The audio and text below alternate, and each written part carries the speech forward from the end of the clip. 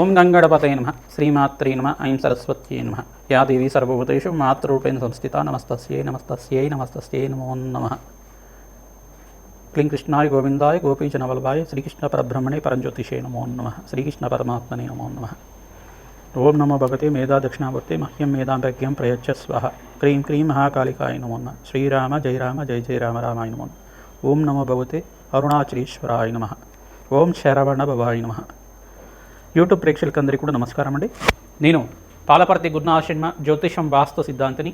ఈ రోజున మనం చెప్పబోయే టాపిక్ ఏంటంటే ప్రధానంగా రాహుకేతుల ఒక ప్రభావం అంతా కూడా కాలసర్ప దోషాలు మేషాది ద్వాదశ రాశుల వాళ్ళకి జన్మలగ్న వశాత్తు జన్మజాతకం ప్రకారంగా ఏ రకంగా వర్తిస్తాయి, అందుకు కాలసర్ప దోషాలు అనేది అందరు కూడా చెప్తూ ఉంటారు. ప్రధానంగా జన్మజాతకంలో సంతానం అనేది ఆలస్యమైనప్పుడు కానీ, వివాహం ఆలస్యమైనప్పుడు కానీ, పితృదోషాలు ఉన్నప్పుడైనా కానీ, ప్రధానంగా ఆర్థికంగా ప్రతినిత్యం కూడా ఆర్థికంగా అనుకున్న స్థాయితో ఎదుగుదల లేకపోవడం కానీ, అనేది ఫైనాన్షియల్ గ్రోత్ అనేది కరెక్ట్ టైంలో లేకపోవడం కానీ, బిజినెస్లో లాస్ రావడం కానీ, బిజినెస్లో అంతా కూడా ప్రాఫిట్స్ రాకుండా మీరంతా కూడా షట్ డౌన్ చేయడం కానీ, ఇదంతా కూడా కొన్ని కాలసర్ప దోషానికి కారణమవుతుంది. ప్రధానంగా చూసుకుంటే ప్రతినిత్యం కూడా ఈ యొక్క జన్మజాతకం వశాత్తు లగ్నాన్ని ప్రధానంగా చూసుకొని జాతకాన్ని అంతా కూడా విశ్లేషణ చేయించుకోవడం వల్ల జ్యోతిషంలో మీకు అంతా కూడా పరిష్కారం చూడడానికి ఆస్కారం ఉంటుంది. ప్రధానంగా దత్తనాడి ప్రకారంగా అయినా కానీ, ఈ యొక్క గోచారరీత్యా జాతకరీత్యా కానీ, ప్రధానంగా మీకు జన్మజాతకంలో ఉండే గ్రహాల యొక్క ప్రభావమే ప్రధానంగా ఉంటుంది. ప్రధానంగా జాతకరీత్యా చూసుకుంటే లగ్నము, పంచమ స్థానము, చతుర్థ స్థానము, మరియు సప్తమ స్థానము, అష్టమ స్థానము, నవమ స్థానము, దశమ స్థానము, ద్వాదశ స్థానంలో అంటే ద్వాదశ స్థానం అనేది మన వ్యయస్థానం అంటారు. ఈ స్థానాల్లో కనుక రాహుకేతులంతా కూడా సమసప్తకాల్లో ఉంటారు. ఎప్పుడైనా కానీ అపసవ్య దిశలో వాళ్ళంతా కూడా భ్రమణం అనేది ఉంటుంది. ప్రధానంగా చూసుకుంటే రాహుకేతులంతా కూడా ఛాయాగ్రహాలుగా చెప్పడం జరుగుతుంది. సర్పజాతికి చెందిన గ్రహాలుగా, సింహికా గర్భ సంభూతులుగా చెప్పడం జరుగుతుంది. ప్రధానంగా రాహుకేతులంతా కూడా మోక్ష జ్ఞానాన్ని ప్రసాదించడానికి, కర్మఫలదాన్ని అంతా కూడా అనుభవించే విధానానికి చేయడానికి ఈ యొక్క కర్మఫలదాతలుగా చెప్పడం జరుగుతుంది. ప్రధానంగా రోగకారకులుగా కూడా చెప్పడం జరుగుతుంది. ప్రధానంగా చూసుకుంటే జన్మజాతకమే ప్రధానమైన జాతకంగా ఉంటుంది. కావున వివిధ జాతకాల్లో ఉంటే ఈ యొక్క ప్రతి ఒక్క నవగ్రహాలన్నీ కూడా రాహుకేతు మధ్యలో అంతా కూడా స్తంభంలో ఉంటాయి. కనుక లగ్నం నుంచి అయినా చూసుకోవచ్చు, రాశి నుంచి అయినా చూసుకోవచ్చు. ఎక్కువ గ్రహాలన్నీ రాహుకేతుల యొక్క మధ్యలోనే ఉంటాయి. కనుక ప్రధానంగా ఈ స్థానాల్లో కనుక ఉంటే రాహుకేతు మధ్యలో ఎక్కువ గ్రహాలన్నీ కూడా మధ్యలోనే ఉంటాయి, స్థిరంగా ఉంటాయి. దాన్ని కాలసర్పదోషం అంటారు ప్రథమంగా. అయితే పంచమ స్థానంలో రాహు ఉండి, అంగారకుడు ఉండి, లగ్నవశాత్తుగా ఉండి, మళ్ళీ సమసప్తకాల్లో అంతా కూడా రాహుకేతులు అంతా కూడా స్థిరంగా ఉంటారు. కావున దాన్ని కూడా ఏంటంటే కొన్ని రకాలుగా కాలసర్ప దోషాలు అనేది వర్తిస్తాయని చెప్పేసి చెప్పుకోవడం జరుగుతుంది. ఆ జాతకం చూస్తేనే కాకుండా కొన్ని ప్రశ్నలు అనేది యజమాని అడిగి తెలుసుకోవాల్సి ఉంటుంది. అంటే మీ పూర్వీకులు ఎవరైనా కానీ పొరపాటున పూర్వీకుల్లో అందరూ కూడా వ్యవసాయం చేసేవాళ్ళుగా ఉంటారు. వ్యవసాయంలో చేసేటప్పుడు అనుకోకుండా సర్పానికి ఏమైనా హాని చేయడం కానీ, అనుకోకుండా సర్పం ఇంట్లోకి వచ్చిందంటే దాన్ని ఊరు బయట తీసుకెళ్ళి చంపడం అనేది చేస్తూ ఉంటారు. అంటే దోషం అనేది సర్పదోషం అనేది వర్తిస్తూ ఉంటుంది అక్కడ తెలిసి తెలియకుండా. అంటే ఆపద్ధర్మానికి మన ప్రాణాలను రక్షించుకోవడానికి కొంతమంది ఈ రకంగా చేస్తూ ఉంటారు. అంటే సర్పజాతికి చెందిన అంటే దేవత సర్పాన్ని కనుక హాని చేస్తే దాని దోషం అనేది సర్పశాపం అనేది వర్తిస్తుంది. కానీ ఇంట్లో పుట్ట ఉండడం, కొంతమందికి ఇంట్లో వాల్మీకం అనేది ఉండడం అనేది జరుగుతుంటుంది. ఇంట్లో పుట్టలు ఉంటాయి.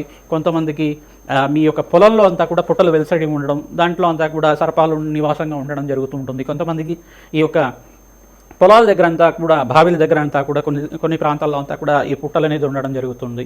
అనుకోకుండా మీరంతా కూడా దానికి ఏమైనా హాని చేసి ఉంటే కనుక ఇవన్నీ మీరు ఏమైనా ప్రయాణం చేసేటప్పుడు అనుకోకుండా సర్పానికి ఏమైనా హాని చేసి ఉంటే కనుక సర్పశాపం అనేది వర్తించడం కానీ, దీనివల్ల ఏమవుతుందంటే ప్రధానంగా చూసుకుంటే సంతానం ఆలస్యం అవ్వడం కానీ, వివాహం ఆలస్యం అవ్వడం కానీ, కొన్ని రోగకారకత్వాలు ప్రధానంగా చూసుకుంటే అంగారకుడు రాహు కానీ, అంగారకుడు కేతు కానీ పంచమ స్థానంలో కానీ నవమ స్థానంలో ఉంటే కనుక దీనికి ప్రధానంగా చూసుకుంటే సంతాన దోషం అని చెప్పేసి అంటారు. ఈ వంధ్యా దోషాలు అని చెప్పేసి అంటారు. వంధ్యా దోషాలు అంటారు. అంటే గర్భస్థ దోషాలు అని చెప్పేసి అంటారు. దీని యొక్క దోషాలంతా కూడా దోషాలకి ప్రధానంగా చూసుకుంటే ఈ యొక్క పీసీఓడి ప్రాబ్లమ్స్ కానీ, ఈ యొక్క ప్రధానంగా చూసుకుంటే హార్మోన్ డిసార్డర్ కానీ, ఈ యొక్క పీసీఓసి ప్రాబ్లమ్స్ కానీ, పీసీఓఎస్ ప్రాబ్లమ్స్ కానీ ఇట్లాంటిది అనేది గర్భదోష కారకత్వాలుగా ఉండడం జరుగుతుంది. ఈ యొక్క అంటే స్త్రీలకైతే ఈ రకంగా ఉండొచ్చు. పురుషులకైతే కనుక సంతానం ఎంత ప్రయత్నం చేసినా ఆలస్యం అవుతూ ఉండడం, వాళ్ళకి ఈ యొక్క వివాహం చేసుకునే ఆలోచన లేకుండా ఉండడం, వివాహం అనేది వైరాగ్య భావాలుగా ఎక్కువ ఉండడం, వివాహం అనేది దూరంగా ఉండడం, ఆలస్య వివాహాలు అవుతూ ఉండడం. అంటే 35 దాటిన తర్వాత కానీ కొన్ని నక్షత్రాలకి అయితే జన్మజాతకం వశాత్తు 30 దాటిన తర్వాత కళ్యాణ యోగం ఉంటుందని చెప్పేసి ముందుగానే రాసి ఉంటుంది కొన్ని నక్షత్ర వాళ్ళకి. అదే కాకుండా జాతకరీత్యా ఉండే గ్రహ దోషము, గ్రహ కారకత్వాలు, సర్పదోషం కావచ్చు, పితృశాపం కావచ్చు, స్త్రీ శాపం కావచ్చు, ఇవన్నీ కూడా కారకత్వాలు అవుతూ ఉంటాయి. దానికంతా కూడా చూసుకుంటే ప్రధానంగా ఇప్పుడు చెప్పుకునేది ఏంటంటే సర్పదోషానికి పరిహారం ఏం చేయాలి, దానికంతా కూడా నివారణ ఏం చేసుకోవాలి అనేది మేషాది ద్వాదశ రాశి వాళ్ళు లగ్న వశాత్తు మీ లగ్నానికి కేంద్రంగా తీసుకుంటే, మేషరాశి వాళ్ళు అనుకుంటే మేష లగ్నం అని చెప్పేసి చూసుకోండి. లగ్నం తెలిసి ఉంటే కనుక మీ జన్మ లగ్నాన్ని చూసుకోండి. లేదంటే కనుక మీ రాశిని చూసుకొని దాన్ని లగ్నంగా చేసుకొని జన్మజాతకం అంతా కూడా మీ దగ్గర ఉంటే కనుక మీరు జ్యోతిష పండితులతోటి మీ యొక్క గృహ పురోహితుడితోటి అంతా కూడా విశ్లేషణ చేయించుకొని పరిష్కారం చేసుకోవడం వల్ల మంచి ఫలితాలు పొందుతారు. నాగేంద్ర స్వామి ప్రతిష్ఠను ఆచరించాలి. ప్రధానంగా సర్పాలు ఏంటిదంటే అనంతశేష కాల సర్పదోషము, ప్రధానంగా పద్మకాల సర్పదోషాలు, కర్కోటక కాల సర్పదోషాలు, కులింగ కాల సర్పదోషాలు, కాళింది కాల సర్పదోషాలు, తర్వాత ధనుంజయ కాల సర్పదోషాలు, దంతరాష్ట్ర కాల సర్పదోషాలు, ఈ యొక్క దోషాలు అనేది ప్రధానంగా చెప్పడం జరుగుతుంది. వాసుకి తక్షక కాల సర్పదోషాలు అని చెప్పేసి చెప్పడం జరుగుతుంది. దీనివల్ల ఏమవుతుందంటే చర్మ సంబంధమైన అనారోగ్య ఇబ్బందులు కానీ, ప్రధానంగా గుప్త సంబంధమైన రోగాలు రావడం కానీ ఇట్లాంటివి జరుగుతూ ఉంటుంది. ప్రధానంగా చూసుకుంటే ఈ యొక్క లంగ్స్ ఇన్ఫెక్షన్ రావడం కానీ, నిమోనియా లాంటిది ఎక్కువ రావడం కానీ, ఉబ్బరం ఎక్కువగా ఉండడం, ఉబ్బసం ఉండడం, ఆయాసం ఉండడం, ఇవన్నీ కూడా కారణమవుతుంది. అంటే చిచ్చు చాంచల్యం అనేది ఉంటుంది. కొంతమందికి ఏంటంటే కొంచెం డిసార్డర్లుగా ఉంటారు, మైండ్ ఎదుర్కోపోవడం కానీ డిసార్డర్ అనేది ఉంటుందన్నమాట. మెంటలీ డిసార్డర్లుగా ఉంటారు. ఇట్లాంటి కారకత్వాలను రాహుకేతు ప్రభావం వల్ల ఉంటుంది. ప్రధానంగా చూసుకుంటే ప్రధానంగా ఈ యొక్క రోగ కారకత్వాల నుంచి బయటపడడానికైనా కానీ జాతకరీత్యా యొక్క గ్రహ ప్రభావం ఏ రకంగా ఉంటుంది, రాహుకేతు ప్రభావం అంతా కూడా ఏ రకంగా ఉంటుంది, దాని నుంచి బయటపడడానికి ఏం పరిష్కారం ఆచరించడం వివరంగా చేయడం జరుగుతుంది. ప్రధానంగా కుక్కి పుణ్యక్షేత్రం దగ్గర, కుక్షి అంటారు కర్ణాటక ప్రాంతంలో అంతా కూడా మనకి కుక్కి పుణ్యక్షేత్రం అంతా కూడా వాసుకి పుణ్యక్షేత్రం అంటారు. సుబ్రహ్మణ్య స్వామి యొక్క వెలిసిన్నారు సర్పరూపంలో అక్కడంతా కూడా. అక్కడ సర్ప సంస్కార పూజ అనేది ఆచరిస్తూ ఉంటారు. తర్వాత వివాహం కోసమైనా కానీ, సంతానం కోసమైనా కానీ, ఆలస్య కళ్యాణాలు అవుతున్నా కానీ ఈ సర్ప సంస్కార పూజ చేయడం, తర్వాత సర్పశాంతి, సర్ప బలి విధానం అనేది చేస్తూ ఉంటారు. అంటే ఇక్కడ విధానం ఏంటంటే ఈ యొక్క నక్షత్రాలన్నీ కూడా కారకత్వాలు అవుతుంటాయి. ప్రధానంగా రాహుకేతు నక్షత్రాలంతా చూసుకుంటే అశ్విని, మక, మూల, తర్వాత ఈ యొక్క ఆశ్లేష, యొక్క పుబ్బ, ప్రధానంగా చూసుకుంటే కొన్ని నక్షత్రాలు ప్రధానంగా చూసుకుంటే పూర్వభాద్ర నక్షత్రం కానీ ఈ యొక్క నక్షత్రాలంతా కూడా కారణమవుతుంటాయి. స్వాతి, తర్వాత శతభిషం, ఈ యొక్క నక్షత్రాలంతా కూడా సర్పజాతికి చెందిన నక్షత్రాలుగా చెప్పడం జరుగుతుంది. ప్రధానమైన దోషాలంతా కూడా ఈ నక్షత్రాలకి ప్రధానంగా ఉంటాయి. ఈ నక్షత్రాలంతా కూడా సర్పజాతికి చెందినవి కావున ఈ నక్షత్రాలకి జప హోమాది కార్యక్రమాలతో పాటు నక్షత్ర బలిని చేసుకోవడం జరుగుతుంది. ప్రధానంగా ఆశ్లేష నక్షత్రం అనేది ప్రధానంగా, మూల నక్షత్రం అనేది ప్రధానంగా, మకా నక్షత్రం అనేది ప్రధానంగా సర్పదోషానికి కారణమవుతుంది. ఇదొకటే కాకుండా వివిధ నక్షత్రాలకి జన్మజాతకం వశాతంతా కూడా వాళ్ళ యొక్క గ్రహస్థితిని ప్రకారంగా చెప్పడం జరుగుతుంది. నక్షత్ర బలి అనేది ప్రధానంగా చేయించుకుంటుంది.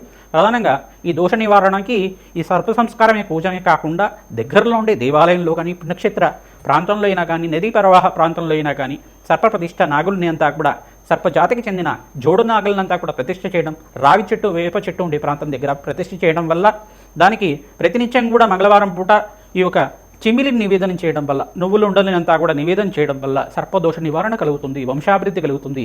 ప్రతినిత్యం కూడా అన్నదానం చేయడం వల్ల సర్పశాపం నుంచి విముక్తి కలిగి శీఘ్ర సంతాన యోగం, శీఘ్ర కళ్యాణ యోగం కలగడానికి ఆస్కారం ఉంటుంది. జాతకరీత్యా సర్వగ్రహదోష నివారణ కలుగుతుంది, సకల కార్యసిద్ధి కలగడానికి ఆస్కారం ఉంటుంది. అమ్మవారి ఆరాధన విశేషంగా చేసుకున్న వాళ్ళకి ఎటువంటి దోషాలు ఉన్నా కానీ పోతాయన్నమాట. ప్రధానంగా ఈ యొక్క మానసదేవి చరిత్రను ఆరాధన చేసుకోవడం, తర్వాత జగత్కారు ఒక చరిత్రను ఆరాధన చేసుకోవడం, ప్రధానంగా అస్తిక మహాముని యొక్క చరిత్రని ఈ యొక్క ప్రవచనలాగా వింటుండడం వల్ల సర్పదోష నివారణ కలుగుతుంది. ఓం అస్తిక మహాముని దేవతాయి నమో నమః, ఈ నామాన్ని జపాన్ని ఆచరించండి. మరి మానసదేవి ఆరాధన చేయడం వల్ల సర్పదోష నివారణ కలుగుతుంది. సుబ్రహ్మణ్య స్వామి ఆరాధన చేయడం వల్ల మీకంతా కూడా సర్పశాపం నుంచి బయటపడడానికి ఆస్కారం ఉంటుంది. వెంకటేశ్వర స్వామి వారిని గరుక్మంతుని ఆరాధన చేయడం వల్ల సర్పశాపం నుంచి బయటపడడానికి ఆస్కారం ఉంటుంది. ప్రధానంగా చూసుకుంటే ఈ ఒక గ్రహస్థితి అంతా కూడా ఏ రకంగా అనేది జన్మజాతకం చూసుకొని చెప్పాల్సి ఉంటుంది. మేమంతా కూడా లగ్నవశాత్తు ఈ స్థానంలో కనుక గ్రహస్థితి ఉంటే కనుక దీనికి దోషం కారణమవుతుంది, దీనికి పరిష్కారం చేయడం జరుగుతుందని పరిష్కారం చెప్పడం జరుగుతుంది. మీ జన్మజాతకాన్ని అంతా కూడా మా యొక్క ఫోన్ నెంబర్కి మీరు వాట్సాప్ చేస్తే కనుక మీకు ఎటువంటి దోషాలు ఉన్నాయి, ఎటువంటి సర్పశాపాలు ఉన్నాయి, సర్పదోషాలు ఉన్నాయి, దానికంతా కూడా ప్రశ్నారూఢ ప్రకారంగా ప్రశ్న వేసి మీకంతా కూడా దత్తనాడి ప్రకారంగా విశ్లేషణ చేయడం జరుగుతుంది. వేదిక జ్యోతిష్యం ప్రకారంగా చెప్పడం జరుగుతుంది. మీకంతా కూడా శాంతి హోమాది కార్యక్రమాలు ఆచరించడం వల్ల మనోవాంఛలంతా కూడా తీరడానికి, అఖండ ఐశ్వర్యము, సత్సంతాన యోగం, పుత్రపౌత్రాది సమృద్ధి కలగడానికి ఆస్కారం ఉంటుంది. శీఘ్ర కళ్యాణ యోగం సిద్ధించడానికి, అష్టైశ్వర్య ప్రాప్తి కలగడానికి ఆస్కారం ఉంటుంది. శ్రీమాత్రే నమః. వృశ్చిక రాశి జాతకులకి మీ జన్మజాతకం తెలిసి ఉంటే కనుక జన్మజాతకాన్ని చూసుకోండి, లగ్న చక్రం తెలిసి ఉంటే కనుక లగ్నాన్ని చూసుకోండి. వృశ్చిక లగ్న జాతకులకి ప్రధానంగా లగ్నవశాత్తు మీకంతా కూడా ఈ యొక్క కాలసర్ప దోషం ఉందా లేదా, ఎటువంటి కాలసర్ప దోషం ఉంది, ఎట్లా ఏ రకంగా వర్తించింది అంతా కూడా జ్యోతిష పండితులతోటి మీరు విశ్లేషణ చేసుకొని నిరూపణ చేసుకొని విశ్లేషణ చేసుకోవడం వల్ల తగు పరిష్కారం జరుగుతుంది. ప్రధానంగా లగ్నము, ద్వితీయ స్థానము, చతుర్థ స్థానము, పంచమ స్థానము, అష్టమ స్థానం అంతా కూడా కేంద్రంగా సర్పదోషానికి కారణమవుతుంది. అష్టమ స్థానం ఆయుస్థానము, నవమ స్థానం పితృదోషానికి కారణమవుతుంది. ప్రధానంగా చూసుకుంటే దశమ స్థానం వృత్తి దోషానికి కారణమవుతుంది. కీర్తి భంగం కలగడానికి ఆస్కారం ఉంటుంది. ద్వాదశ స్థానం అంటే 12వ స్థానం అంతా కూడా ఎంత ప్రయత్నం చేసినా అంతా కూడా శ్రమాధికంగా ఉంటుంది. లాభాలు గణించకపోవడం, నష్టాలు ఎక్కువ అవుతుండడం, వ్యయం ఖర్చులు ఎక్కువ అవుతుండడం, ప్రధానంగా సంతానం అంతా కూడా ఆలస్యం అవుతుండడం, ప్రధానంగా ఎంత శ్రమించినా కానీ శ్రమకు తగ్గ ఫలితం లేకపోవడం అనేది కాలసర్ప దోషానికి కారణమవుతుంది. సంతాన దోషం ఆలస్య సంతానం కలగడం కానీ, శీఘ్ర కళ్యాణ యోగం కలగకుండా ప్రధానంగా ఆలస్య కళ్యాణం, ప్రధానంగా చూసుకుంటే 30 దాటిన తర్వాత కానీ 40 దాటిన తర్వాత కానీ వివాహ యోగం కలగడం కానీ సర్పదోషానికి కారణమవుతుంది. దీనికంతా కూడా వంశాభివృద్ధికి అంతా కూడా ఆటంకం కలుగుతూ ఉంటుంది. పూర్వీకులకు శాపం కలగడం కానీ, పూర్వజన్మలో చేసుకున్న కర్మ ఫలితాన్ని ఇప్పుడంతా కూడా అనుభవించే విధంగా చేయడం కానీ జరుగుతూ ఉంటుంది. దీని నుంచి బయటపడడానికి నాగేంద్ర స్వామికి ప్రతిష్ట ఆచరించాలి. కుక్కి పుణ్యక్షేత్రంలో అంతా కూడా సర్ప సంస్కార పూజ చేస్తుంటారు. విశేషంగా ఎవరైతే కుక్కి పుణ్యక్షేత్రంలో సర్ప సంస్కార పూజ చేసుకుంటూ ఉంటారో మీకు శీఘ్ర వివాహ యోగం సిద్ధిస్తుంది. అది చేసిన తర్వాత నాగేంద్ర స్వామి ప్రతిష్ఠ చేయించుకోవాలి. తద్వారా జన్మజాతకంలో గురుబలం ఉన్నప్పుడు మీకంతా కూడా శీఘ్రంగా వివాహ యోగం సిద్ధించడానికి మంచి సంబంధం అంతా కూడా రావడానికి ఆస్కారం ఉంటుంది. తరచుగా 10 మంగళవారాల దాకా ఈ యొక్క సుబ్రహ్మణ్య స్వామి వారికి అభిషేక హోమాది కార్యక్రమాలు చేసుకోవడం వల్ల మంచి ఫలితాలు పొందుతారు. ప్రధానంగా సుబ్రహ్మణ్య స్వామి చరిత్ర, స్కందోత్పత్తి మరియు జగత్కారు యొక్క చరిత్ర, మానసాదేవి చరిత్ర పారాయణం చేసుకోవడం, అస్తిక మహాముని యొక్క చరిత్రని పారాయణ చేసుకోవడం, జనమేజయుడు అంతా కూడా సర్పయాగం చేశారు కదా, ఆ చరిత్ర చేసుకోవడం వల్ల అస్తిక మహాముని నామస్మరణ చేయడం మాత్రం చేతిని మీకు అంతా కూడా కాలసర్పదోషం నుంచి బయటపడడానికి ఆస్కారం ఉంటుంది. నక్షత్ర బలి, నాగబలి తర్వాత ఆచరించాలి. ప్రతినిత్యం కూడా హోమాది కార్యక్రమాలు చేసుకున్నప్పుడు నక్షత్ర బలి, నాగబలి చేయించడం వల్ల సర్పశాంతి కలుగుతుంది. పూర్వజన్మలో కానీ ఈ జన్మలో కానీ ఎవరైనా సర్పానికి హాని చేసి ఉంటే కనుక ఆ దోష పరిహారం కలిగి మీకంతా కూడా సంతానం లేని వాళ్ళకి సంతాన యోగం, శీఘ్ర కళ్యాణ యోగం సిద్ధించడానికి, వంశాభివృద్ధి కలగడానికి, ఎవరైతే విదేశంలో స్థిరత్వం కోసం ప్రయత్నం చేసుకుంటారో విదేశంలో స్థిరత్వం కలగడం కానీ, అష్టేశ్వరి యోగం వ్యాపారం అభివృద్ధి కోసమని ధనయోగం కోసం ప్రయత్నం చేసే వాళ్ళకి విపరీత రాజయోగం సిద్ధించడం కానీ, అష్టేశ్వర ప్రాప్తి కలగడానికి అనే ఆసారం ఉంటుంది. దేవి ఖడ్గమాల స్తోత్రాన్ని ప్రతినిత్యం కూడా పఠనం చేసుకోండి. కాలసర్ప దోషం నుంచి బయటపడడానికి ఆస్కారం ఉంటుంది. చెప్పిన పరిష్కారం చేసుకుంటే కనుక మంచి ఫలితాలు పొందుతారు.